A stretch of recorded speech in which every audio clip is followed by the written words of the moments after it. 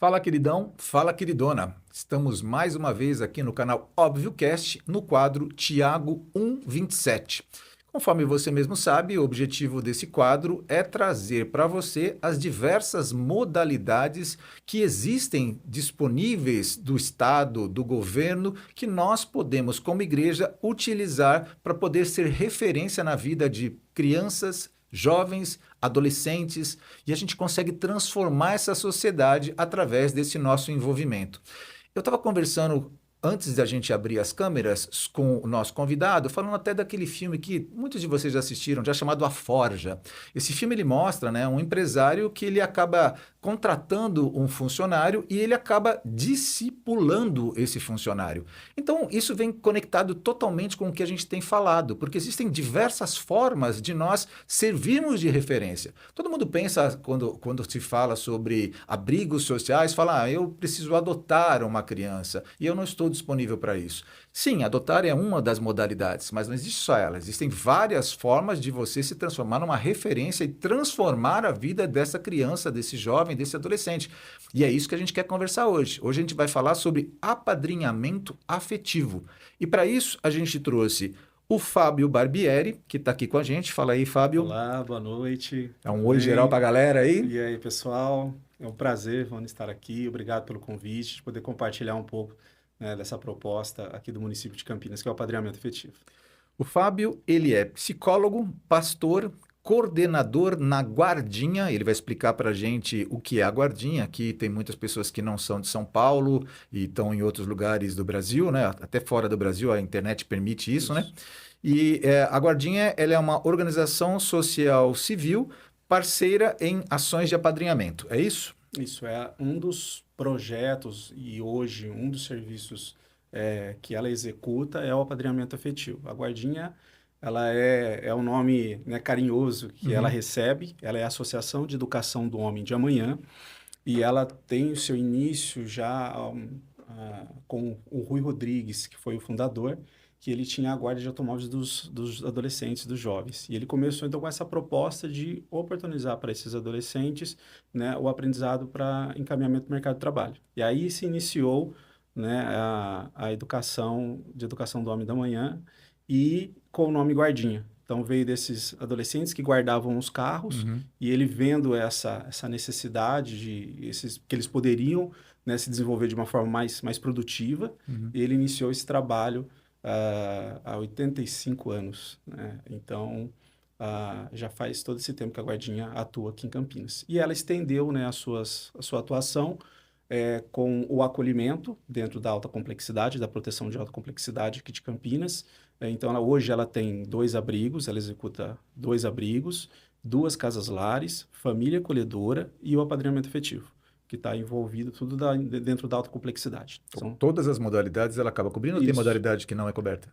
Dentro do acolhimento, ela cobre todas. E, além disso, ela faz o trabalho da básica, que é o convivência e fortalecimento de vínculo, que é um serviço preparatório para esses adolescentes que depois acabam se envolvendo com a aprendizagem, que aí é um outro foco de atuação, que é o encaminhamento do mercado de trabalho, que ela também atua.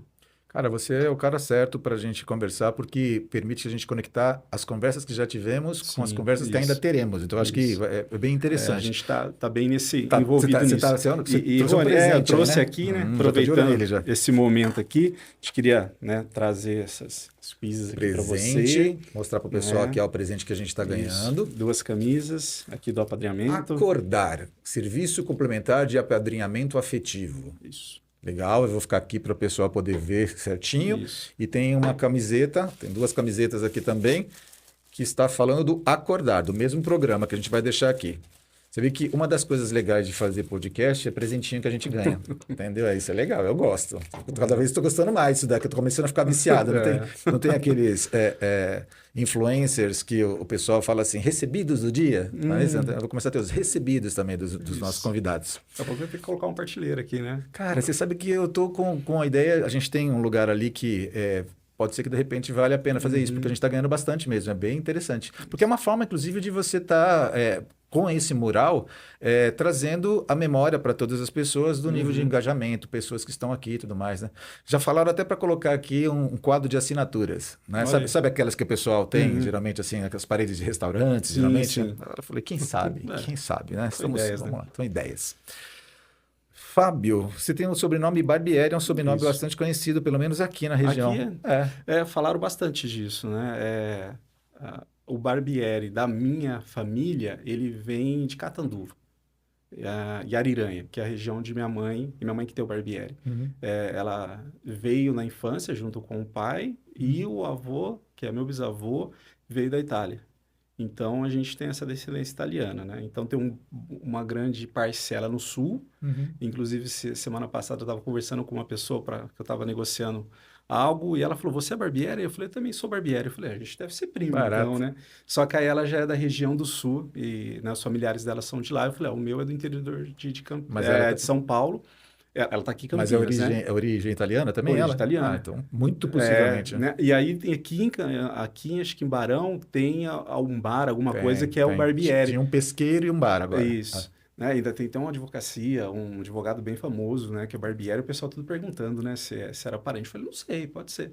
Gente, eu até nisso não dei muita sorte. Meu sobrenome é Moreira da Silva. O máximo que eu tive foi um sambista lá do Rio de Janeiro, que não tinha nada a ver com isso, mas era Moreira da Silva. Mas tem um memorial, ainda está até no meu Facebook, de um agradecimento à colônia italiana que veio e fundou aquela região, aquela vila, que tem lá, né, o sobrenome Barbieri. Legal. Né? Ainda eu peguei e deixei, eu falei, interessante isso, né? A gente for buscando a história nessa origem da gente, então a gente vai chegar lá na Itália. Mudaram agora a forma de buscar a cidadania italiana, né? Parece que já não é mais do jeito que estava. Parece que acho que o último dia do mês de março parece que teve uma alteração. Não sei se você já tem cidadania italiana. Não tenho, não busquei isso. Parece que está um pouco mais complexo, mas ainda é possível. Mas isso é só um apêndice da nossa conversa para a gente aquecer. Ô, Fábio, só para a gente conceituar um pouquinho o que a gente tem falado sobre órfãos e viúvas, né, que é a base do Tiago 1,27. Quando a gente fala sobre órfãos, a gente também tenta trazer aqueles que são os funcionais. Que o cara, ele tem pai, ele tem mãe, mas o pai e a mãe não são referência nenhuma para aquele jovem, ele está totalmente desassistido. E viúvas funcionais, a mesma coisa. Ela tem um marido, só que esse marido, ele só vive a parte sexual com ela. Toda a parte da vida comum do lar não é vivida. Ele não vive a necessidade da criação dos filhos, não se engaja com nada disso. E ela é uma viúva de marido vivo. Ela é aquela pessoa que você sempre vê ela em festas, ela está sozinha. Ah, meu marido não, ele ficou em casa assistindo futebol. Ah, ele nunca está junto com ela. Então, isso é um dos pontos que a gente tem trazido e uma necessidade das pessoas começarem a perceber o envolvimento que precisa se ter, né? Isso é uma coisa que a gente tem trazido. Para eu poder entender um pouquinho o que você propõe dentro do apadrinhamento afetivo, eu vou trazer um pouco para trás o que eu sei em relação aos abrigos, tá bom? Okay. Então, eu sei que, para todo mundo ficar na mesma página, eu sei que existem abrigos sociais, que esses abrigos sociais, dependendo do município, ele pode ser um abrigo de passagem, ou seja, de repente você teve uma reclamação de um vizinho que chamou a conselho tutelar, foram lá, verificaram que havia necessidade de tirar aquela criança, por exemplo, ou aquelas crianças imediatamente daquilo ali. Então, vai para um abrigo de passagem, que é um abrigo que é de rotação rápida, ele deveria ficar pouco tempo ali, e se esse município tiver um outro abrigo que não mais de passagem, ele sai dali para verificar se devolvem para a família ou alguma outra pessoa ou vai para um outro tipo de abrigo. Nesse outro abrigo, que pode ser que o município não tenha o de passagem, pode ser só o mesmo abrigo, aí você tem a possibilidade de ficar com aquela criança, nesse meu caso aqui, por um certo tempo, verificando formas de devolver para essa família ou de colocar para outras pessoas que compõem a família que não são necessariamente os pais. Dentro desse abrigo que a criança está lá, eu sei que existem condições de visitarmos essas crianças, de você fazer, por exemplo, algum curso dentro desse abrigo, se qualificando para que você possa fazer algum tipo de desenvolvimento, tá? Se coloque a sua vida à disposição para se adequar àquilo que eles têm de projetos lá dentro. Então, por exemplo, eu sei que existe um projeto que eu até cheguei a comentar com você fora do áudio, a gente conversou um pouquinho, que é o Fazendo História, se não me engano, Isso. que é uma possibilidade de você ter um projeto de conectar com as crianças que estão dentro do Sim. abrigo. Legal. E eu sei que você pode se inscrever, a gente já falou sobre isso, para família acolhedora. Aí já é você, de repente, pegar essas crianças que estão dentro desse abrigo social e aí você se inscrever para que você, dentro dessa certificação, você possa ficar com essa criança sobre a sua tutela. É uma tutela compartilhada, sua, do Estado e com os pais ainda, né? Mas é sua responsabilidade por até, se não me falha, 1 ano e meio ou 18 meses, se não me engano, que é Período isso. de estudo. E pode ser estendido um pouco de acordo com a necessidade. E eu sei também que uma pessoa que se inscreve para ser uma família acolhedora, uma das prerrogativas que se pede é que ela não esteja inscrita numa filha de adoção. Para que você não tenha, por exemplo, um drive-thru aí, né? Drive-thru não, até drive-thru não, drive-thru é outra coisa. Test drive. Tem um test drive, né? Drive-thru é pegar um lanche. Você faz o test drive com a criança e fala, não, é essa criança que eu quero mesmo. Então, a gente sabe como o brasileiro é e o ser humano é, então é uma forma de proteger. Tá bom. E aí, trouxeram o apadrinhamento afetivo para a gente conversar. O que é? Define para mim o que é o apadrinhamento afetivo dentro disso que eu trouxe aqui. Dentro de toda essa complexidade, né, de Isso. acolhimento. Realmente, então nós temos, olhando para a cidade de Campinas, e isso também para os outros municípios, né, de forma geral, você tem essas modalidades de acolhimento, né? O abrigo institucional, né, essa casa de passagem que aqui em Campinas tem, que é o primeiro local que uma criança chega, e há uma possibilidade de retorno, dependendo da situação. Caso não seja possível o retorno, vai para um abrigo e aí ela vai permanecer mais tempo, até realmente fazer um estudo mais apurado e entender essa situação de violência e de violação de direito que essa criança sofreu. Então, dentro disso, e também a família acolhedora entra nesse papel de acolhimento. Ok. Então, são serviços de acolhimento que nós estamos falando. Aí, um pouquinho do Instituto, né, do Fazendo a Minha História, é realmente um trabalho dentro já desses espaços, né, dentro do abrigo com uma criança de forma individualizada, que é a construção de um álbum, tem todo um trabalhar, uma metodologia própria para você ter esse acesso com essa criança de forma individualizada. Você até comentou comigo que você tem uma pessoa que trabalha lá na guardinha que pode vir conversar conosco em relação a isso. Né? A guardinha, ela executa esse projeto, essa proposta também. Vocês já dentro, executam, já, fazendo história? Sim, que é uma das propostas para as crianças, né, que não são inseridas no apadrinhamento afetivo. Então, ele tem um outro viés. Mas esse voluntário, ele pode ter esse contato de forma individualizada com essa criança dentro do espaço. Então, ela tem todo um processo de capacitação, de formação com ela precisa passar por isso, porque não é só colar fotos, então ele tem um objetivo ali. Uma abordagem diferencial, né? Então, sim, é uma referência que a criança acaba tendo ali com essa pessoa de uma forma individualizada. Né? E eu entendo que do Fazendo Histórias, a gente vai conversar dentro de um episódio só falando sobre isso, mas é um perfil específico de crianças, né? Talvez seja aquela criança que ela não... do apadrinhamento. É diferente. Diferente, isso. Então, aí quando a gente vai falar de apadrinhamento afetivo, então nós estamos falando de um serviço complementar. Tá bom. Isso é importante entender. Então, ele não tem um viés de acolhimento. Ele vai entrar numa lacuna que é um direito da criança e do adolescente de ter a convivência familiar. Então, nós estamos falando de uma criança que ela é retirada da sua família porque os seus direitos foram violados. E ali a gente vai ter diversas situações, né? Diversos motivos pelo qual... Motivos de acolhimento, desde de abandono, negligência, abuso, violência física, entre outros. Então, tudo isso é esse contexto dessa criança que chegou nesse espaço. O apadrinhamento vai entrar justamente nessa lacuna que é a convivência da criança com uma família. Porque dentro desse espaço de acolhimento é restrito. Ou a família está em estudo e visita dentro do espaço, ou essa família não visita mais. Porque foi feito o estudo, não tem possibilidade de retorno familiar, essa criança vai permanecer nesse espaço ou vai para uma casa-lar, que também é um outro espaço de acolhimento. Então, para essas crianças e adolescentes que não têm possibilidade de retorno familiar, já foram destituídas do poder familiar, então a família não tem mais poder sobre essa criança, né? A família que eu digo, os pais e mães, é aquele cuidador principal, não é os tios, a família extensa, são aqueles que detinham o cuidado, né? E perderam esse direito pela destituição. Então, essas crianças que não vão voltar para a família, essas crianças que já foram destituídas, e dentro de uma idade que ela acaba, a gente chama de adoção tardia, ela já não tem, a possibilidade de adoção já é remota. Então, nós estamos falando de um perfil dentro do acolhimento.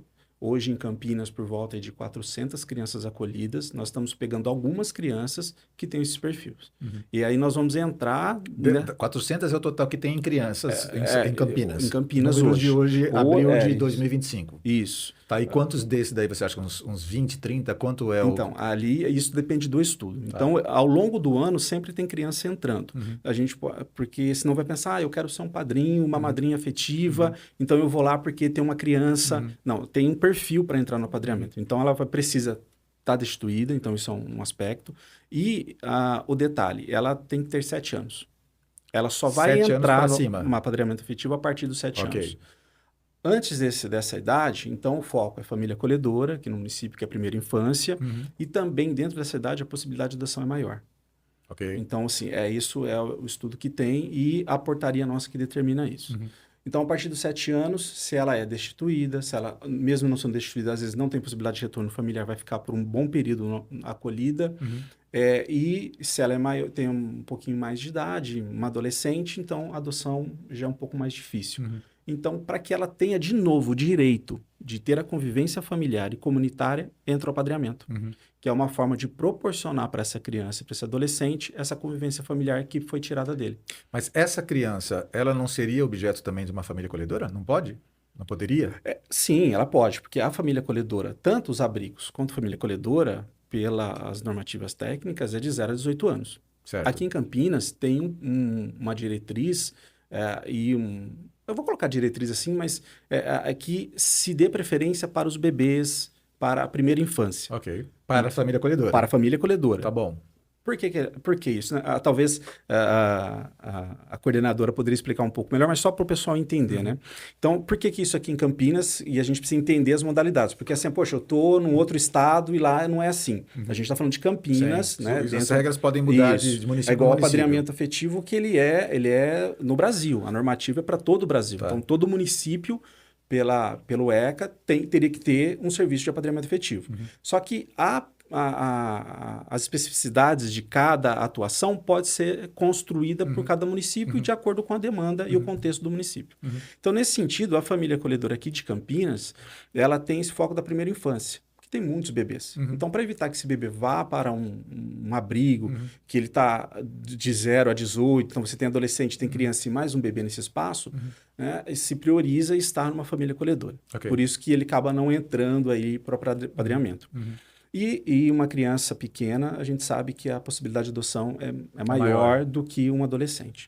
Então, por isso que a gente entra justamente nessa lacuna. Colocaram nesse espaço. Nesse espaço dos 7 até os 17. Mas eu posso encontrar, por exemplo, no outro município, uma regra diferente dessa sem nenhum problema. E aí pode acontecer, por exemplo, de eu ter uma criança a partir de 7 anos de idade, que ela esteja disponível nesse município para família acolhedora e também para apadrinhamento afetivo. Pode acontecer. Por exemplo, aqui em Campinas, se ela estiver na família acolhedora, que não é o nosso caso, porque ela está com menos, mas se ela já está com esse contato individualizado, ela não vai entrar para o apadrinhamento. Então, mas que assim, veja qual é a minha dúvida. Se já existe uma família acolhendo, óbvio que não faz sentido ela ir para o apadrinhamento. Isso. A pergunta é, ela não tem nenhum nem outro. Ela está disponível para as duas modalidades? Ela pode estar em algum município? Pode ser que sim, né? Sim, nesse caso sim. Se ela não tiver... Isso, não tem. Pode estar disponível. Então, assim, aqui em Campinas foi estipulado dessa forma, com essas regras, por conta do estudo que foi feito. Sim. Nós já estamos há 10 anos executando. Antes era um programa e hoje se tornou uma política pública, então por isso que é um serviço. Então, dentro do estudo, dentro de Campinas, então é feito dessa forma. Né? A gente já revisitou a portaria, né? A gente já conversou né, que vocês com o vão Ministério olhando para se vai Público dando certo ou não, vocês vão mudando, exatamente. é óbvio, né? Então, Óbvio. isso não é uma coisa fechada. Sim. A gente vai, né, todo ano a gente vai renovando o plano, então a gente sempre vai revisitando a forma de fazer. Porque né? o grande objetivo de vocês é fazer com que essas crianças elas tenham referenciais paternos, elas sejam acolhidas, elas sejam tiradas de situação de risco. Então, Sim. toda a forma como vocês programam tudo isso daí é olhando para essas crianças, para o melhor dessas crianças, né? Sim. Então, assim, em Campinas, vamos falar sobre em Campinas. Isso. Campinas, a criança chega ali, o bebê chega ali, ele está dentro de um abrigo social. Esse abrigo social ele está disponível caso seja já determinado pelo Estado que ele não vai ter mais a guarda dos pais, ele está disponibilizado para a adoção. Perfeito. Ok. E se ele não tiver, se ele não for adotado, ele também está disponível para família acolhedora. Isso. Ok. Ele pode ir tanto já direto para a família acolhedora. Ok. Então, assim, a prioridade, assim, tendo família acolhedora, Vamos para ela. vamos para ela. Não Tá vai bom. nem para o abrigo. Entendi. Ah, não tem família acolhedora, vai para o Entendi. abrigo, porque ele Entendi. precisa estar nesse lugar de proteção. Entendi. E ali sim, né, havendo possibilidade de ter uma família acolhedora, aí ele pode sair desse espaço e ir para uma família acolhedora. Isso me recorda de um filme que eu assisti recentemente, eu não vou me lembrar, eu vou colocar depois aqui embaixo o nome do filme, filme americano, que o camarada ele era um pastor cristão que fez com que a igreja dele começasse a adotar também, e aí tinha a tal da Suzy, se não me engano, que era uma eu vou falar o nome assistente social, não sei se ela é assistente social, e que ela fazia o seguinte, ela pegava a criança tirando diretamente dos pais e já colocando diretamente para a família acolhedora, que depois ali há possibilidade, pela legislação americana, de virar a adoção. E isso fica muito claro para mim, que é o que vocês acabam fazendo aqui, com a diferença de que a nossa legislação nacional não permite sair de acolhedora para a adoção. Mas assim, preferencialmente, você quer que aquela criança saia daquele ambiente, se for necessário, para ela ser acolhida por uma família, não para ficar dentro de um abrigo, né? Então, isso faz todo sentido para mim. Dentro do apadrinhamento afetivo, que a gente já viu que são crianças a partir de 7 anos de idade, já, né? Preferencialmente por tudo isso que você falou aqui em Campinas, qual é o objetivo desse apadrinhamento? O que ele propõe? Ótima. Acho que é importante a gente falar sobre isso, né? E digo assim que é uma ótima pergunta, porque a essência do apadrinhamento é justamente você proporcionar o resgate à convivência familiar. Então, nós estamos falando de crianças, é importante reforçar isso. Nós estamos falando de crianças que não vão voltar para suas famílias. Okay. São crianças que estão no espaço coletivo. Okay. Então, o objetivo principal do apadrinhamento, a essência do apadrinhamento, é fazer com que essa criança e esse adolescente tenha de novo o resgate a essa convivência. De poder estar no seio de uma família, de poder estar num espaço comunitário, desfrutando de momentos individuais. Porque assim, mas o abrigo não proporciona para a criança estar indo num shopping. Proporciona, só que é coletivo, ele vai com um grupo. Nós estamos falando de algo individual, nós estamos falando de referência, estamos falando de construção de vínculos afetivos. Que o apadrinhamento é isso. O apadrinhamento não diferentemente de um apadrinhamento de dar presentes. Né? Ele não é para momentos específicos no ano, onde uma pessoa vai lá e fala, eu queria dar no aniversário dele, dar um presente. Agora a gente estava na Páscoa, eu vou dar um chocolate. Final do ano, ou no Dia das Crianças, eu quero dar um brinquedo. O apadrinhamento não é para isso. O apadrinhamento, ele entra numa perspectiva de proporcionar para essa criança esse contato individualizado com uma família. Mas ou com uma pessoa. Como é que é isso feito de modo prático? Primeiro, eu quero saber o seguinte, eu quero ser um padrinho afetivo. O que é necessário para eu ser um padrinho afetivo? Primeiro, vamos falar de Campinas. Tá bom. Dentro de Campinas, você precisa ser residente aqui. Tá, domiciliado, residente domiciliado em Campinas. Eu sou de Hortolândia, eu sou de Sumaré, eu sou de Valinhos. Não pode. Campinas. Tem que ser Campinas. Idade mínima, 21 anos. Ok. E ter a disponibilidade de participar de todo o nosso processo de formação e disponibilidade para o afiliado. Quanto tempo é o processo de formação, em horas, em dias, só para ter uma ideia? Olha, ele dura em torno de 2 meses. Ok. E ele finaliza em torno de 3 meses. 2 meses de um estudo, então nós temos são 15 dias de formação teórica, mas não assim, a gente fala 15 dias porque a gente vai espaçando, não são todos os dias. Dentro desse período, né? Dentro de um período de 15 dias a gente tem a formação teórica. Depois nós temos o estudo psicossocial, que é uma visita para conhecer o espaço desse candidato, e uma entrevista psicossocial, que é para conhecer quem é essa pessoa. Então, dentro de todo esse apanhado que a gente faz, nós vamos avaliar o perfil da pessoa e direcionar para essa pessoa: olha, legal, você tem perfil, é isso que a gente está esperando, né, para proporcionar essa convivência para essa criança e para esse adolescente. Ou a gente pode entender que não, talvez o perfil é um voluntário mais coletivo, ou fazendo uma história, então a gente acaba direcionando. Então os critérios são esses: a pessoa precisa estar disponível ou ter disponibilidade para participar desse processo, que dura em torno aí de 2 meses, e depois até a gente finalizar. E eu falo finalizar porque a gente faz um relatório pedindo a habilitação da juíza.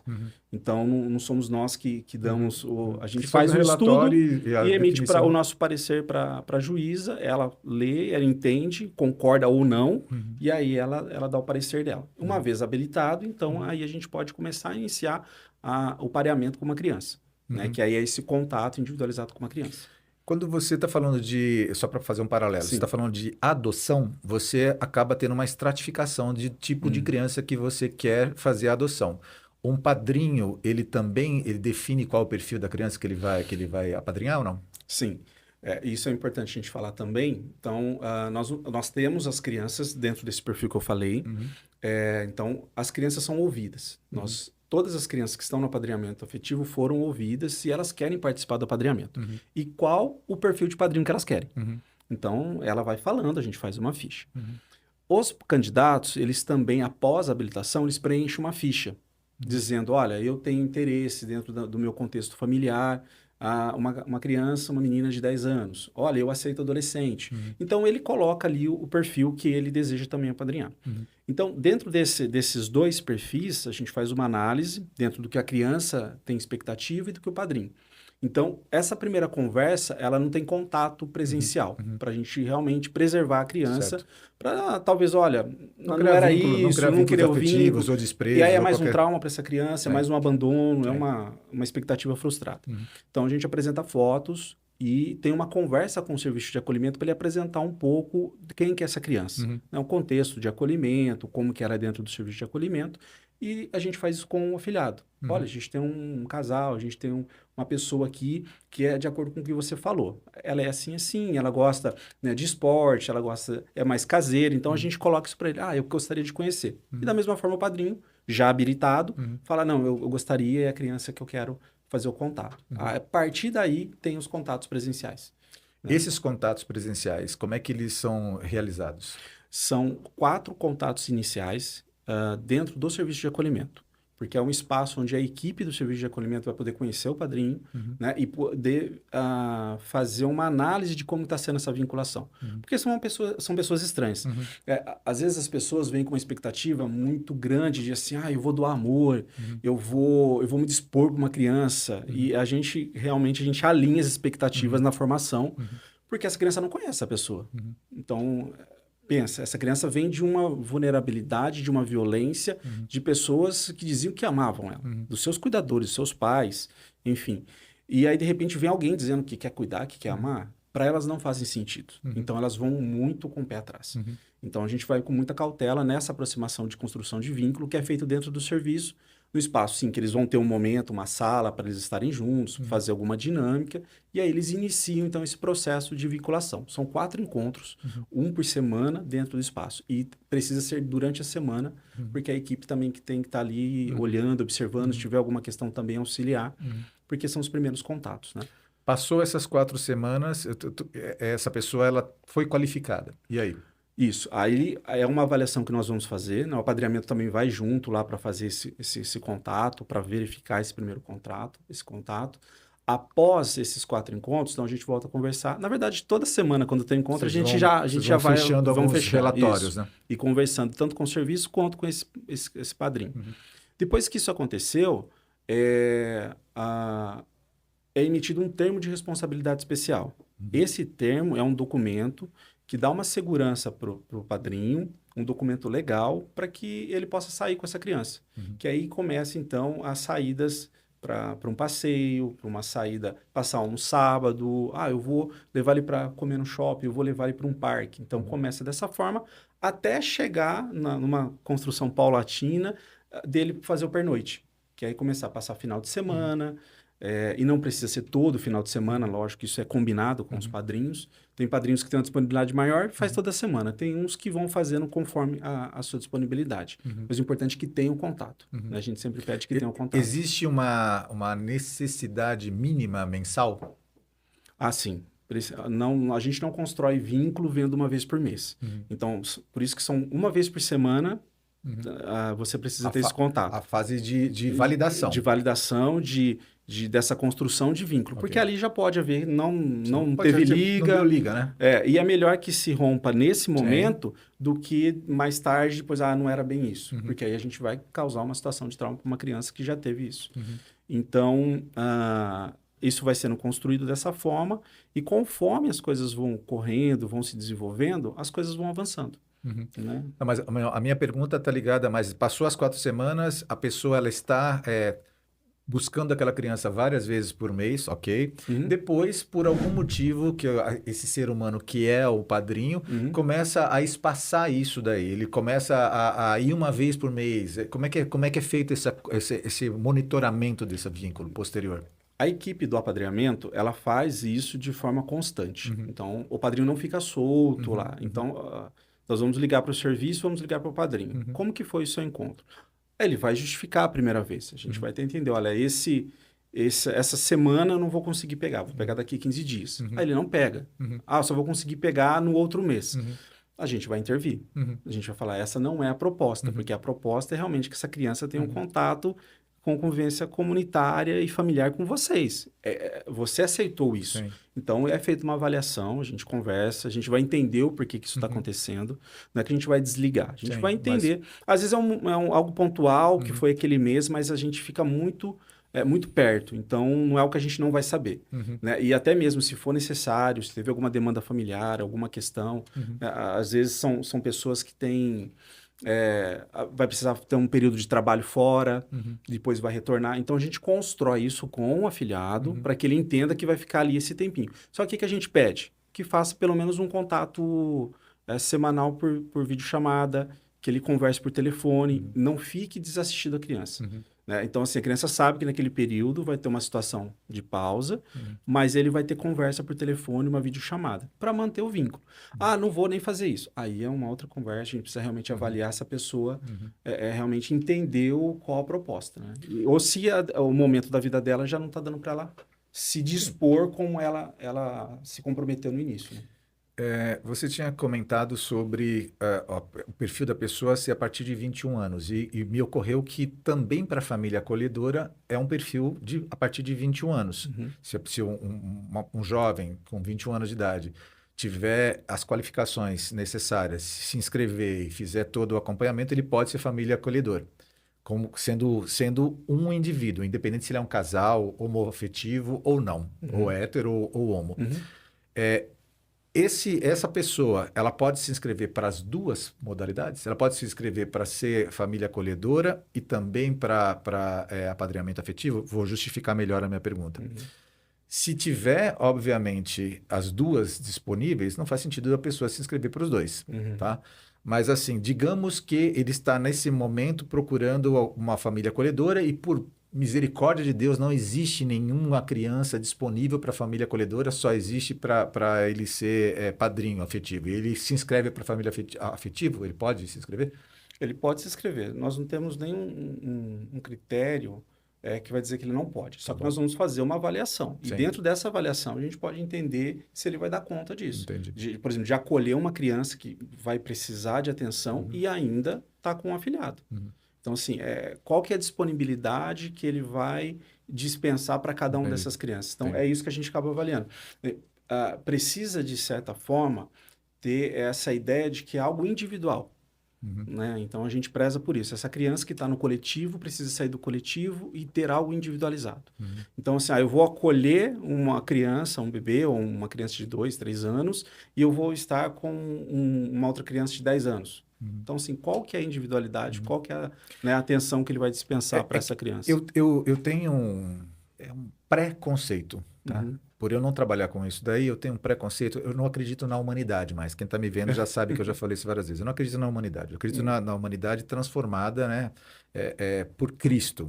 Tirando a transformação que Cristo faz, eu não acredito na humanidade. E partindo desse princípio, hoje você tem pessoas que elas buscam, das diversas formas de atuação com a sociedade, suprir as suas necessidades e não atender a necessidade do outro. Sim. E é por isso que eu me preocupo muito com esse tipo de pergunta, porque muitas pessoas podem ter qualificação, quando eu digo qualificação, é qualificação técnica, tá? Ele nunca teve nenhum tipo de problema com a lei, ele consegue responder muito bem as perguntas em todas as fases que são propostas.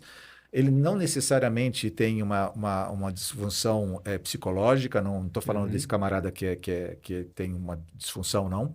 É simplesmente um camarada que ele está antropocêntrico, ele olha para dentro da sua própria vida. E aí, feito todo esse meu disclaimer, eu pergunto para você. Eu sei que para a família acolhedora, a pessoa não pode ter se inscrito para ser adoção. Para apadrinhamento afetivo, ele pode ou não? Ele pode estar na fila de adoção, isso não tem um critério que não pode, porque ele não vai acolher uma criança, né? Só que depende de como ele vai se colocar na nossa entrevista, ou de como ele se apresenta e qual é a motivação, que a gente sempre vai querer saber o porquê que ele está querendo ser um padrinho, uma madrinha. Se for a intenção de fazer algum teste, então isso na formação a gente já começa a pontuar diagnosticar isso, e começa já a trazer essas ideias. Tá. Assim, as pessoas, pelo menos no tempo que eu estou, e das formações que eu já, praticamente, né, do tempo que eu estou, todas eu participei, as pessoas que estão com a intenção de adoção, às vezes vêm com a ideia errada de ter um afilhado justamente para ver como que é. Então, a gente já coloca isso desde o início. Dá um choque de realidade. A gente já fala isso na nossa reunião informativa, que antes de participar da qualificação, a gente tem um tempo de reunião informativa que é para explicar um pouquinho, né, uma coisa mais sucinta, só para a pessoa entender o que é e saber onde que ela tá, onde ela vai entrar. E ali a gente já fala porque as pessoas comentam, estou na fila de adoção, eu posso entrar? A gente fala, pode. Mas qual que é a sua intenção com relação ao apadrinhamento? Algumas pessoas acabam dizendo para a gente, sim, olha, eu queria ver como que é a gente, né, de forma muito, muito tranquila e eu digo individualizada, né, respeitando isso, a gente acaba conversando, falando, olha, acho que você precisa repensar o objetivo do que é o apadrinhamento. Né? Não tem como você fazer um teste. Outras perguntas que eles fazem, e se no decorrer do apadrinhamento eu me vincular de uma forma muito significativa e forte com esse adolescente, com essa criança, eu posso adotar? A gente disse, já aconteceu, sim. Pode acontecer, mas isso tem que ser no processo. Isso não pode ser, olha, eu vou entrar no apadrinhamento com a intenção de adotar, e aí se eu gostar, eu vou adotar essa criança. Não. Porque assim você furaria até fila, né? Exatamente. Sim. Então, assim, não é para furar fila. E a gente está falando de crianças, então, e adolescentes que já vêm de uma história muito delicada. Então, as pessoas vêm não preocupado com as crianças, vêm preocupado em suprir o buraco. É isso. Desculpa falar assim, né, o buraco é de uma forma mais vulgar. Antropocentrismo total. Exatamente. Então, assim, eu tenho algo para suprir dentro de mim e quero achar que... Eu preciso. Não é a criança exatamente. Precisa, né? E a gente consegue identificar isso, tá? Isso não é uma coisa assim que fica velada. A gente consegue identificar e a gente aborda isso nas nossas conversas individuais. Mas é interessante que, assim, não sei se todos os municípios trabalham exatamente com esse mesmo protocolo que vocês em Campinas, mas eu parabenizo vocês pelo protocolo de colocar somente crianças a partir de 7 anos para o apadrinhamento afetivo, porque são exatamente as crianças que já passam por uma idade que tendem a não ser mais adotadas. Isso. Então, se uma pessoa entrou com essa intenção e essa intenção ela acabou virando de fato um vínculo afetivo que ela quer adotar, que bom para essa criança, porque se pelo menos se resgatou aquela criança daquela situação de abandono relacional, de família, né? Isso. Ela acabou sendo trazida para isso, então é uma coisa boa. Sim. Então acho até interessante e faz sentido o porquê não permitir que aconteça isso nos primeiros anos, no caso da família acolhedora. Entendeu? Tipo, porque na família acolhedora você já está tendo um vínculo que você já furaria a fila, então não faz muito sentido. Né? Mas de modo observacional, você talvez não tenha dados para trazer isso, Você entende que as formas que estão sendo propostas atualmente, tá? Porque historicamente tem muitas formas diferentes que foram tratadas. Elas estão conseguindo dar, eu vou usar uma palavra que talvez não seja a comum, escoamento para essas crianças? Ou seja, eu acredito que a maior forma de ter qualidade é você tirar as crianças de dentro dos abrigos, é tirar os jovens dos abrigos. Você tem percebido que isso está diminuindo a quantidade de jovens que chegam à idade adulta, de 18 anos, com base nessas propostas que estão sendo feitas? Você percebe que isso está acontecendo gradativamente, ano a ano, está diminuindo? Não, Não? não, eles permanecem. É, Dentro do apadrinhamento, como não tem esse viés de adoção, não é para adoção, realmente é para construção de vínculo e referência, né? Os afiliados, eles ficam com os padrinhos até completar 18 anos, aqueles que não voltam e não vão ser adotados. Eu posso ficar quanto tempo apadrinhando? Não, você pode apadrinhar por resto da vida. A convivência comunitária pode diminuir, mas o vínculo é para sempre. Oficialmente, pelo apadrinhamento efetivo, é até a maioridade. Uhum. Porque aí, a partir da maioridade, ele pode decidir se ele quer continuar Sim. ou não, e os Sim. padrinhos podem decidir ali já com ele direto. Sim. E nós temos vários padrinhos que eles não apadrinharam novas crianças porque continuam sendo referência. Criar um vínculo com aquele. Exato. Não levaram para morar em Sim, casa, sim. né? Mas assim, eu sou a madrinha, Sim. sou o padrinho e vou te ajudar aqui. Então, faz visitas, né? Às vezes ajuda com questão de moradia. Enfim, acabam dando um suporte, continuam sendo referência para esses adolescentes que agora têm a maioridade, que não têm família, não retornaram e estão vivendo a sua vida. Então, isso é muito legal. Então, é isso que a gente olha e observa e fala assim, poxa, vale a pena por conta disso. Uhum. Então, são pessoas que entenderam que, né, não vão adotar, mas vão ser referência e vão ajudar, vou dizer assim, até quando puderem. Então, isso é importante. Então, não tem um tempo que a pessoa vai ficar. Uhum. É lógico que a gente está falando assim, existem casos e casos, nós estamos falando de um processo judicial, nós estamos falando de acolhimento e familiares podem aparecer. Uhum. Essa criança está para adoção, Uhum. se ela for destituída. Uhum. Pode aparecer uma família adotante. Seria maravilhoso se acontecesse, Mas eu sou madrinha. Não, mas a preferência, a gente fala isso na nossa formação, a preferência sempre vai ser a adoção, o retorno familiar se aparecer, e o papel do padrinho é ajudar com que essa criança se abra para isso. Porque a preocupação do padrinho tem que ser exatamente se preocupar com a criança, que é melhor para a criança. E o desenvolvimento dela. É isso que tem que acontecer. Entendeu? E assim, eu entendo que uma pessoa adotando essa criança, ela pode, não seria muito bom, mas ela pode dizer, não, eu não quero que tenha mais vínculo com esse padrinho. Sim, pode. Mas assim, se essa pessoa que está adotando também, ela entende que o melhor para a criança é um relacionamento com esse padrinho, ele também tem que permitir, né? Mas é claro que aí a gente está falando sobre isso. Aí tem mais casos complexos, né? É mais fácil a família pedir para não ter, para construir algo novo do que ter. É geralmente assim que acontece. Fábio, tentando conectar agora um pouquinho disso tudo com a igreja, né? Porque esse é um podcast cristão, a gente está no canal cristão. Sim. E a gente tem falado muito sobre números aqui, porque eu sou de área de marketing e a gente trabalha com dados, né? Sim. Então, assim, um dado que eu acho interessante é que nós temos hoje no Brasil 210 milhões de pessoas. Dessas 210 milhões de pessoas, 66 milhões, eles se intitulam como evangélicos, cristãos evangélicos. Se você pegar esse percentual sobre esse número, aí você está falando de 31, 32, 33, depende dos 200 e alguma coisa ali, tá? Por cento.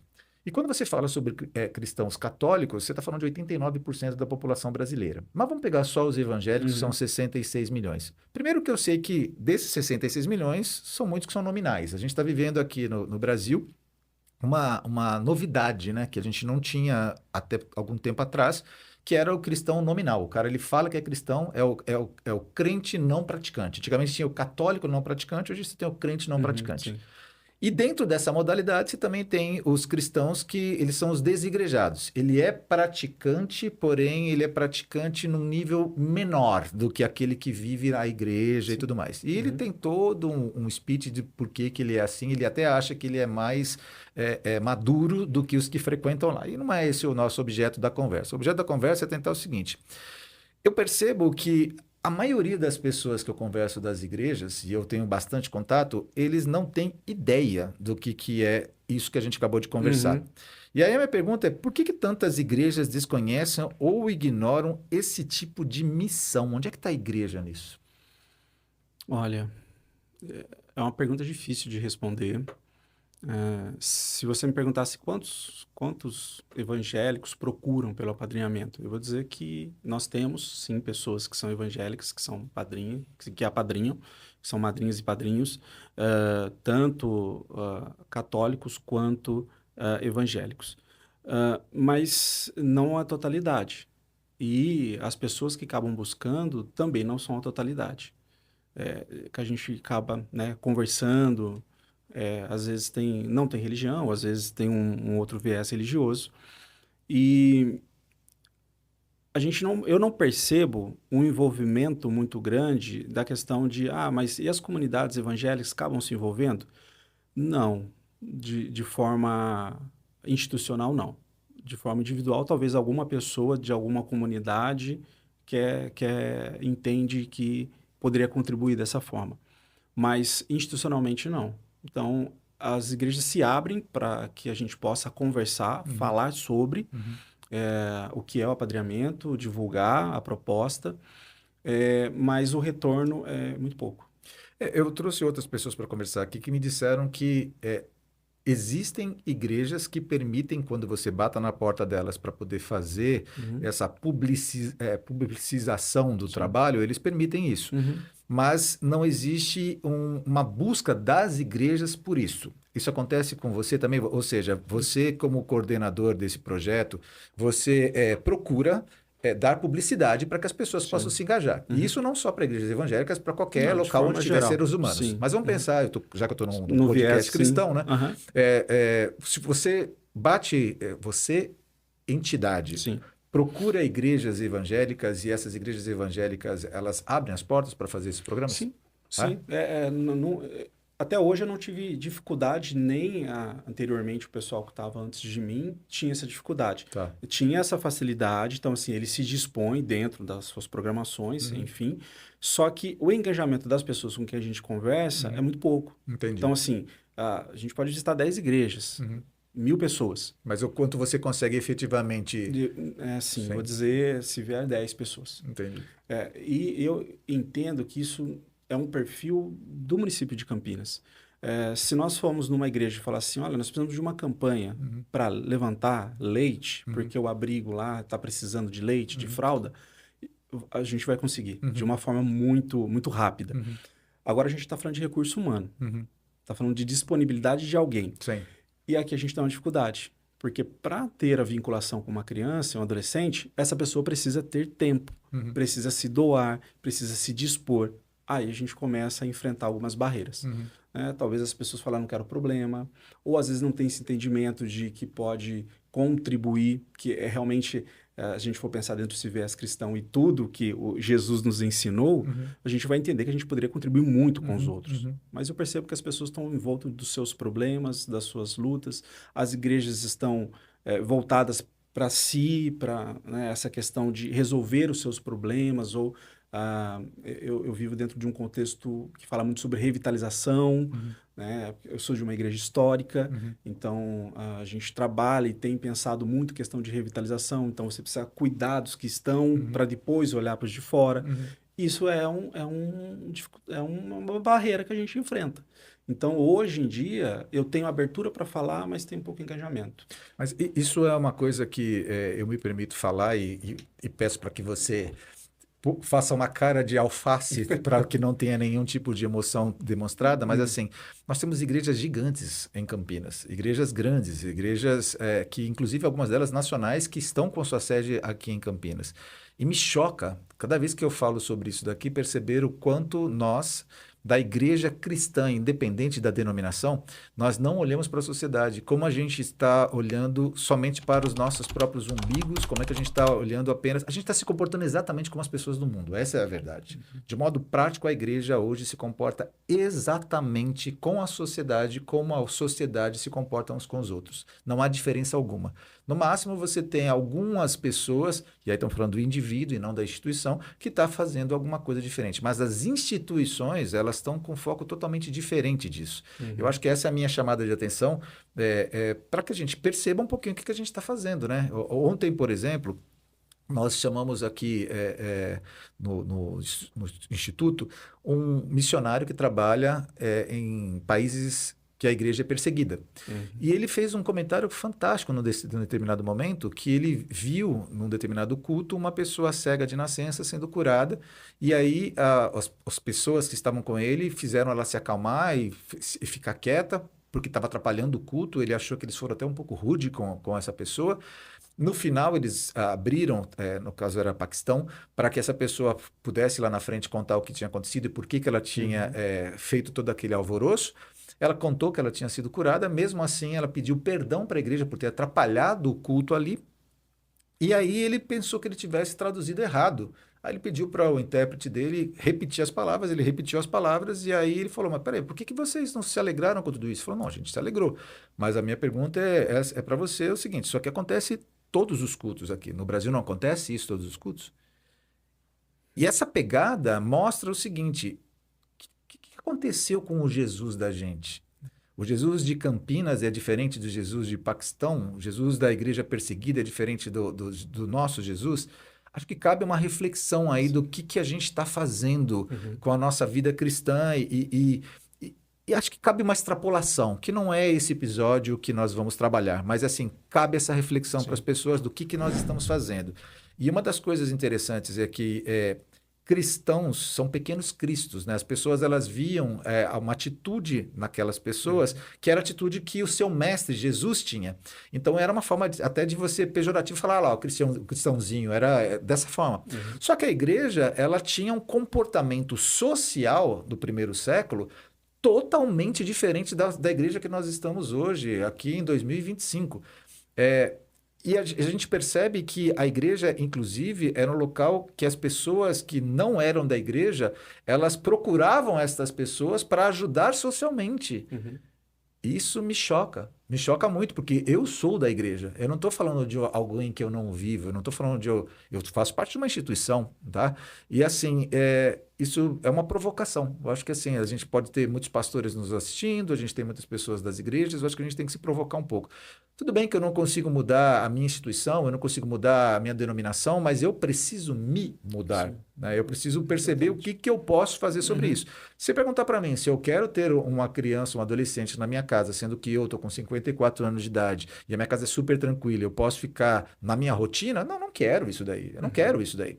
Se perguntar para mim se eu amo a criança, o jovem, o adolescente, ao ponto de me doar para eles, eu vou ser muito sincero para você e falar, não, eu não amo. Porque se eu amasse, eu teria feito alguma coisa. Porém, a Bíblia fala, aquele, pois, que sabe fazer o bem e não faz, comete pecado. Uhum. Se eu vejo ao meu redor pessoas sofrendo, pessoas sendo destruídas, uma geração inteira se perdendo, e eu não faço nada, alguma coisa está errada. Né? E se eu vir uma pedra de tropeço, se eu fosse Deus, eu recolheria essas pedras de tropeço, que é melhor tirar as pedras de tropeço e deixar esses caras escandalizando, né? Que Uhum. cá entre nós, a igreja atual, até fazendo uma apêndice pior aí, está muito mais passiva de escândalo do que necessariamente de ser aplaudida por alguma postura social que ela tem trazido, né? Exatamente. Triste, né? É triste.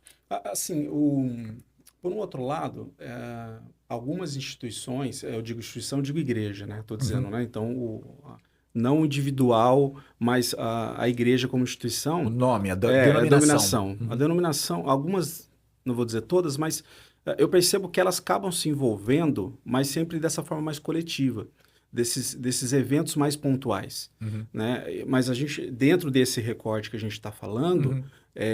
a gente está falando de algo de envolvimento. Porque uma coisa assim, a minha igreja, eu vou arrumar um grupo de irmãos e nós vamos lá no abrigo fazer uma gincana. Uhum. Ok, um sábado eu vou ter 10 pessoas para ir lá. Uhum.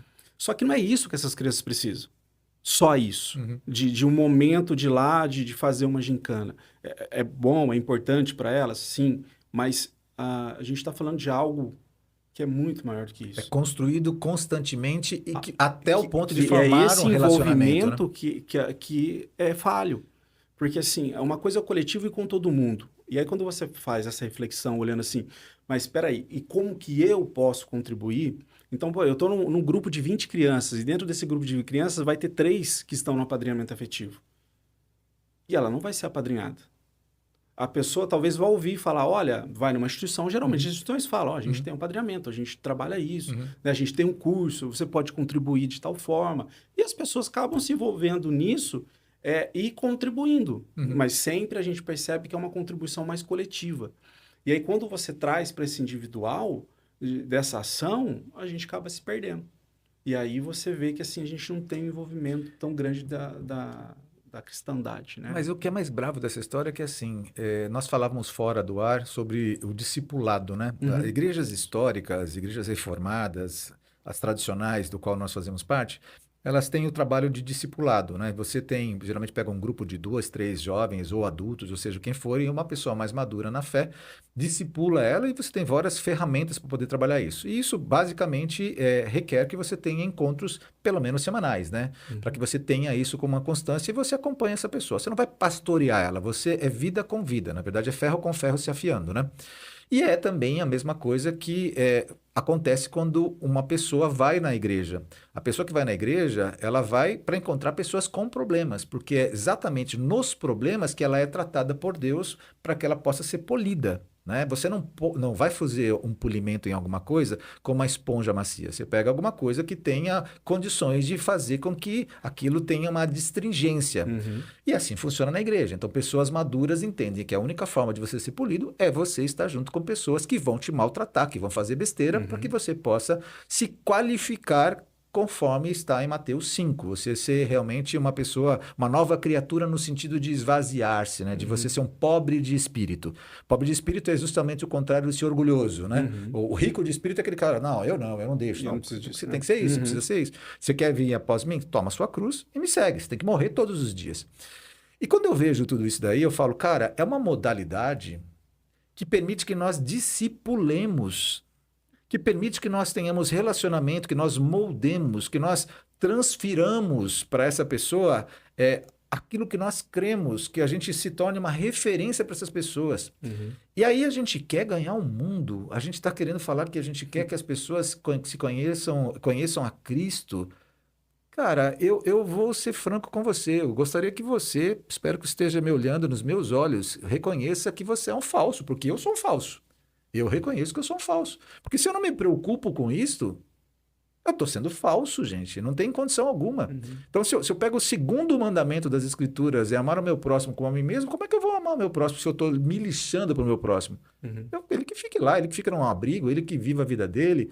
Eu me preocupo com esse cara quando esse cara deixa de ter referência, ninguém apadrinhou ele, ninguém foi a família acolhedora dele, ninguém adotou esse jovem, ele saiu de lá com 18 anos de idade, teve que viver a vida dele sozinho, acabou entrando na criminalidade e ele veio roubar meu carro, veio roubar minha casa. Aí eu me preocupo com ele. Aí eu me preocupo com ele, aí eu começo a falar sobre sistemas governamentais e tudo mais. Mas eu mudar a situação dessa pessoa, eu não estou preocupado com esse cara. E é o que está em Tiago 1,27, né? É visitar o órfão e a viúva. E o visitar é fazer um processo de transformação nisso.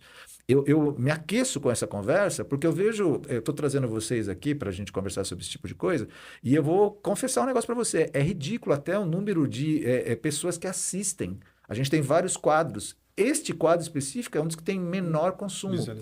Compartilhamento, comentários. As pessoas elas não estão preocupadas. É como se você estivesse pregando no deserto para ninguém. É mais ou menos assim. Só que eu acho que as pessoas elas têm o direito de fazer isso, de não fazer isso, de não querer, mas elas têm que ser pelo menos verdadeiras ao ponto de reconhecer que elas não estão sendo cristãs, no ponto de vista prático. Estou falando de salvação em Cristo, não estou falando nada disso. Estou falando sobre eternidade, estou falando de prática, de sociedade, da vida do cristianismo. É isso aí. Que é para além da vida dentro das quatro paredes, né, dos cultos, que parece que é isso, né? Eu estou e volto dessas atividades para dentro. E está tudo bem. E a cada vez mais o Maranata, vem Senhor Jesus. A coisa que mais as pessoas querem é que a volta de Jesus aconteça. Só que é exatamente esse que é o ponto. Quanto mais você quer que Jesus volte, mais você está dizendo, eu estou pouco me lixando para as pessoas que vão morrer sem Cristo. Porque se eu estou aqui com uma grande comissão e não estou fazendo a grande comissão, eu quero ir para o céu, eu estou querendo dizer, Deus, o Senhor é sádico, porque se no teu reino é de ouro e cristal, pedras preciosas, não tem dor, não tem lamento, não tem fome, não tem doença, e o Senhor me deixou aqui, o Senhor é mau. Uhum. É isso, a última análise é isso. Então, assim, não tem como a gente não conectar todas essas Uhum. possibilidades Sim. com isso que a gente está conversando. Se quiser, querido, você pode desligar e falar, não quero isso aqui, porque é como se você estivesse assistindo um programa maravilhoso na sua casa, com a sua família do lado, pedir uma pizza, e de repente corta um filme e aparece, agora está aparecendo até no Netflix e tudo mais, aparece lá Médicos Sem Fronteira, um monte de fome, um monte de coisa que você olha até para o lado que você não quer prestar atenção. Se Uhum. você quiser, você pode fazer isso, é um direito seu. Só que a gente está confrontando você, e espero que o Espírito Santo de Deus, que nos convença do pecado, da justiça e do juízo, ele confronte você. Porque aí não sou eu. Aí você pode É. desligar e aí você vai se Sim. confrontar. Eu tenho sido confrontado frequentemente. E tenho até sido desafiado a pensar o que eu vou fazer, de que Sim. forma eu dou voz para isso. Uhum. Fábio, me diz o seguinte: você, dentro disso que a gente trouxe tudo aqui, você tem alguma história tocante no sentido de transformação por meio do apadrinhamento? Sim. É, eu vou falar de um lugar é, sem mérito, dizer assim, você está ali, você está colocando porque você trabalha Uhum, ali com o uhum, apadrinhamento. O que motiva, e quando eu entendi o apadrinhamento, quando comecei de fato a atuar junto ali com a equipe, é, o que os padrinhos proporcionam para essas crianças e adolescentes não tem preço. E eu sempre falo isso nas formações. uhum, Por quê? Porque é uma grande oportunidade das pessoas semearem na vida dessas pessoas. E se a gente está falando dentro de um viés cristão, então assim, é uma grande oportunidade que uma pessoa cristã com seus valores, ela vai contribuir e semear. Ela não vai impor nada, uhum, mas ela vai semear. uhum, E a gente começa a perceber o quanto que essa criança, que às vezes tinha um comportamento mais agressivo, um comportamento de não se vincular com ninguém, não tinha desejos de perspectiva de futuro, elas começam a ter um outro olhar. Elas começam a olhar para a sua realidade com esperança de mudança. uhum, Porque agora eu tenho, e eles dizem isso, eu tenho a minha madrinha, uhum, eu tenho o meu padrinho. uhum, E se eu estou com alguma situação, eu tenho alguém com quem eu posso contar, que é uhum, para além do serviço de acolhimento, uhum, que é da equipe técnica, da cuidadora, da mãe social que está ali, é uma pessoa fora daquele espaço. E a gente começa a ver, por exemplo, teve situações de adolescentes que não tinham interesse nenhum pela escola. E o padrinho reforçou muito essa questão da necessidade. uhum, E aí você vê ele mudando, você vê ele melhorando na escola, você vê ele pensando em fazer curso, uhum, que o padrinho, né, incentiva e fala assim, olha, se você for bem, eu posso te ajudar com faculdade, eu posso te ajudar com algum uhum, curso profissionalizante.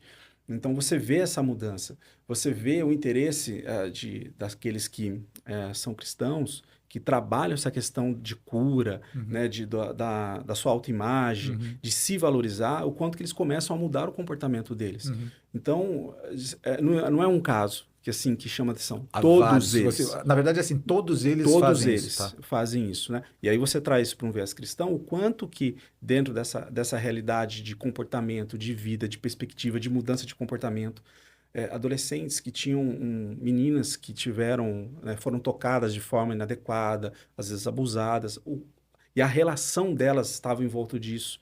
Elas começam a mudar o comportamento porque Uhum, entende que elas são amadas, que elas uhum, são queridas, que elas precisam valorizar, que elas sim podem pensar numa perspectiva de futuro. E quem que faz isso? Justamente essa pessoa que está sendo referência para ela. Né? Então, se a gente for pensar, se nós tivéssemos eu quero dizer assim, que não só o cristão, isso toda pessoa sim. né, com essa intenção vai Com semear na vida das valores, né? cristãs. Mas eu estou trazendo esse viés porque a gente Porque é o está canal dentro, cristão. Uhum, exatamente, né, pensando dentro dessa uhum, perspectiva e essa provocação que você fez uhum, no sentido, né, de quanto que um cristão, dentro da sua vida como discípulo, como uhum, alguém que tem essa missão da uhum, grande comissão, pode contribuir, porque não é só dizer Jesus te ama e eu estou fazendo a grande comissão. É muito mais. Jesus não fez isso. Né? Jesus se relacionava com as pessoas. Jesus sentava com as pessoas. Jesus dispensava tempo com as pessoas. Então, nesse sentido, sim, pode contribuir muito. E a transformação, ela não é imediata. Ela é uma transformação gradativa que você vai observando ao longo do tempo. Então, isso sim é muito importante. Mas eu tenho uma história que foi de duas irmãs que eu vivi isso quando eu estava como psicólogo, atuando como psicólogo no abrigo, antes de ir para a coordenação do apadrinhamento. E elas tinham uma grande dificuldade de se vincular ou se abrir para a possibilidade de adoção. Elas uhum, eram destituídas uhum, e elas tinham esse viés porque elas tinham uma promessa da mãe, que a mãe retornaria para buscá-las. Mas assim, isso foi uma promessa da mãe lá atrás, quando elas foram acolhidas. Isso nunca aconteceu. Uma mãe que a gente não sabia nem onde estava. Uhum. E a gente conversou muito com elas para que elas se abrissem para o apadrinhamento. Uhum. Aí elas entenderam que elas não iam ser adotadas, porque isso era o grande medo delas. Elas não iam ser adotadas, mas elas iam ter uma pessoa como os outros que já tinham padrinhos, elas também teriam. E elas se abriram para essas madrinhas. E o que foi lindo foi que, nesse momento que elas se abriram, depois de alguns meses com as madrinhas, apareceu uma família adotante, querendo adotar as duas. E essas duas madrinhas foram fundamentais para que essas meninas pudessem se abrir para essa possibilidade de realmente estar numa família, porque elas ficariam até os 18 anos. Sim. Né? E sem família, sem ninguém, ou iria para um espaço de acolhimento, que é uma república, ou um abrigo de adultos, enfim. Né? Ou a gente não sabe o que aconteceria. Mas, graças a Deus, surgiu essa família, e essas madrinhas foram tão preciosas na vida delas, que elas se abriram para adoção justamente por conta das madrinhas. De ver e de trabalhar essa possibilidade de, olha, vamos pensar no seu futuro. E concomitante a isso, nós descobrimos, né, veio uma notícia de que a mãe havia falecido. Entendi. Então, nós fizemos toda uma cerimônia eu vou colocar assim, né, do luto, de encerramento. Elas fizeram cartas, elas enterraram essa mãe. Essa mãe, eu estou dizendo, essa imagem, essa promessa da mãe. A promessa da mãe biológica. Exatamente. Então, assim, uma né, fase, né? Isso. Porque elas se abriram. Mas isso só aconteceu, não foi porque a atuação nossa da equipe, foi porque tinham duas pessoas que se disporam para ajudar essas meninas a olhar para uma nova perspectiva. Né? E assim, a gente sabe que elas estão bem, estão com a família adotante, a gente tem notícias que elas estão bem. E eu digo, só aconteceu isso por conta dos padrinhos, das madrinhas. Isso é fantástico e conecta até com algo que eu coloquei aqui, que assim, Deus não nos chamou para sermos espectadores da dor, mas parte da resposta.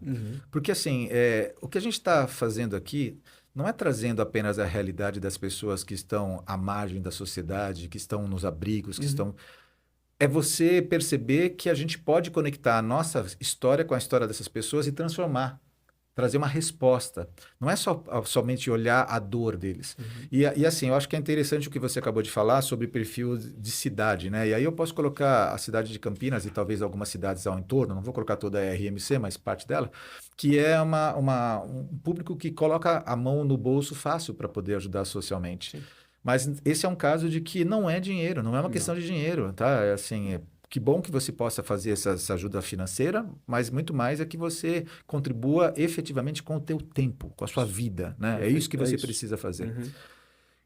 Eu quero te agradecer pelo teu tempo aqui com a gente já está indo para a parte final já. Você sente a necessidade de aproveitar esse momento e falar algo mais do que aquilo que a gente já puxou aqui? Tem alguma coisa que você gostaria de abordar?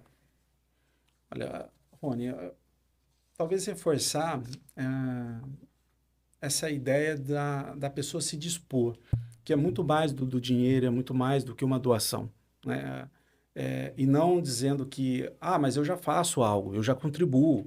Né? Eu contribuo com doação de cesta básica, eu contribuo com abrigo, eu sou voluntário de um abrigo já. A gente está falando de algo que é para além disso. Né? A gente está falando realmente desse contato pessoal, individualizado.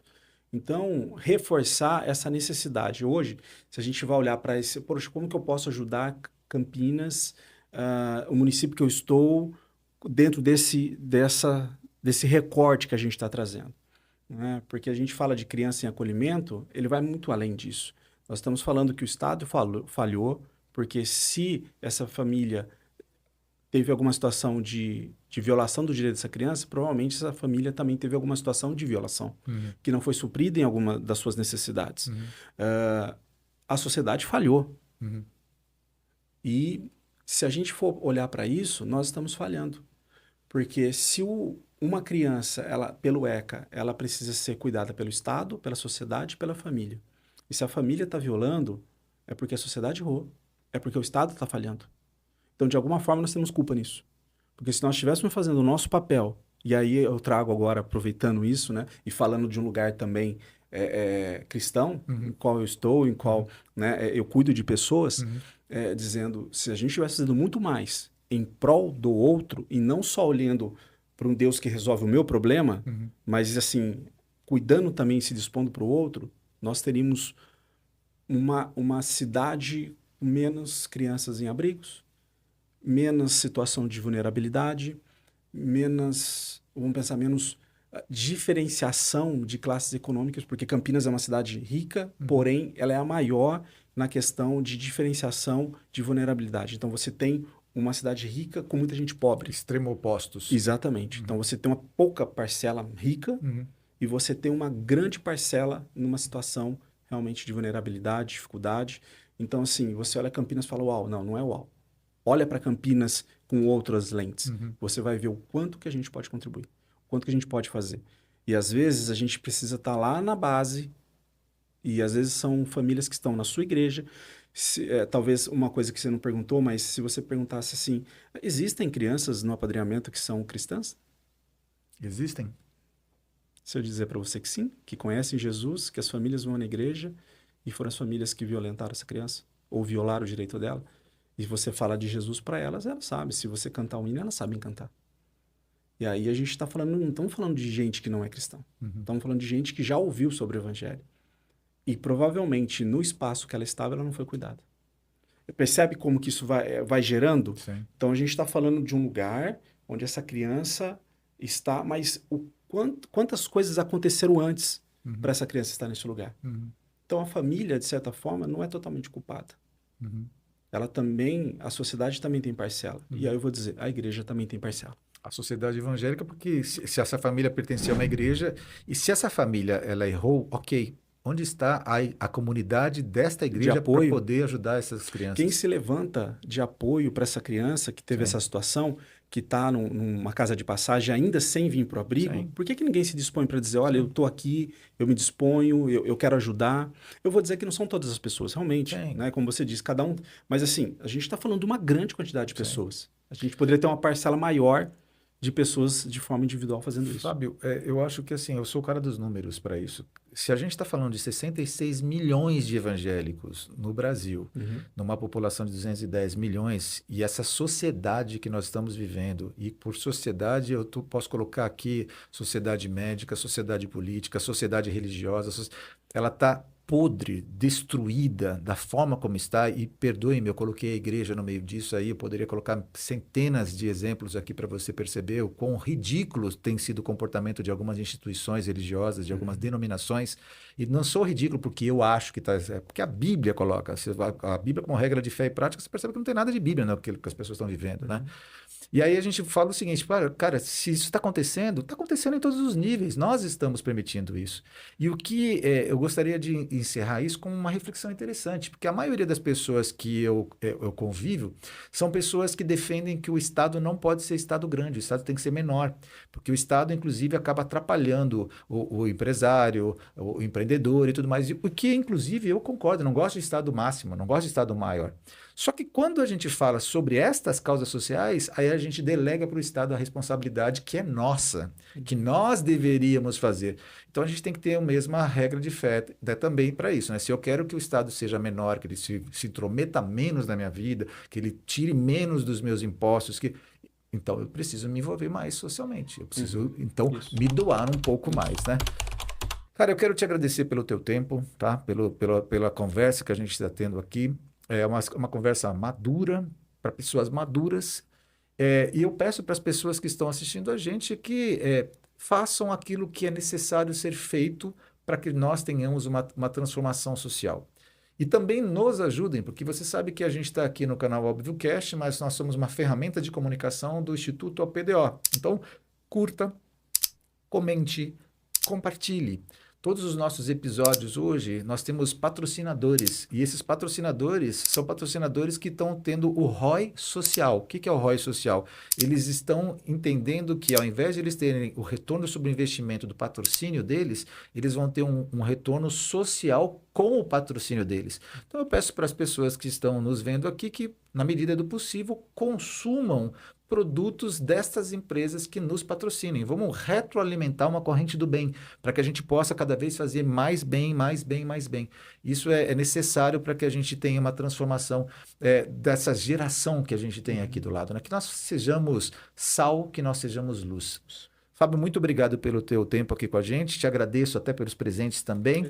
As pessoas que quiserem ter contato em relação à guardinha, tem algum contato? Posso colocar aqui? Pode sim. Tem, inclusive, a nossa qualificação, que é a formação que a gente faz com os candidatos, nós vamos ter agora no início de maio.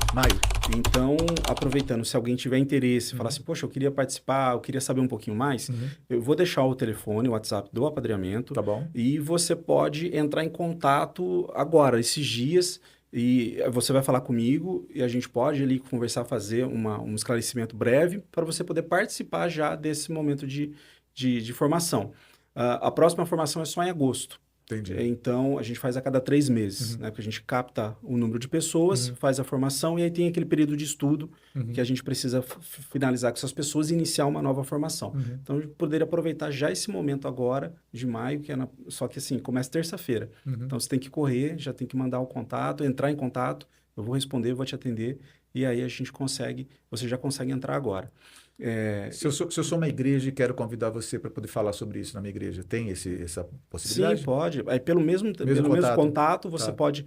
Eu estarei disponível, né? No caso, se eu não tiver possibilidade... Alguém da equipe, né? Alguém da equipe vai estar indo. A gente tem feito esse movimento de alguns lugares. No final do ano, a gente esteve na Igreja Nazareno, falando com os voluntários deles, de ações que eles já fazem, né? Então, a gente foi... né, reforçar mais essa possibilidade, né? Então, sim, estou disponível. Também empresas, no caso. Eu gostaria que você viesse falar com os meus colaboradores. A gente tem... se tem algum material que você poderia enviar, sim, a gente tem um material, a gente pode enviar também. Então, esse meio de divulgação a gente consegue e, sim, a gente é bem acessível. Fique à vontade para falar com a gente. Excelente, muito obrigado. E eu termino aqui dizendo para você o seguinte: se não eu, quem? Se não agora, quando? Um abraço, fique com a gente. Orem por todos esses projetos que a gente tem aqui também, porque isso é importante. A oração do justo pode muito em seus efeitos. Valeu, fica com Deus. Obrigado. Até mais.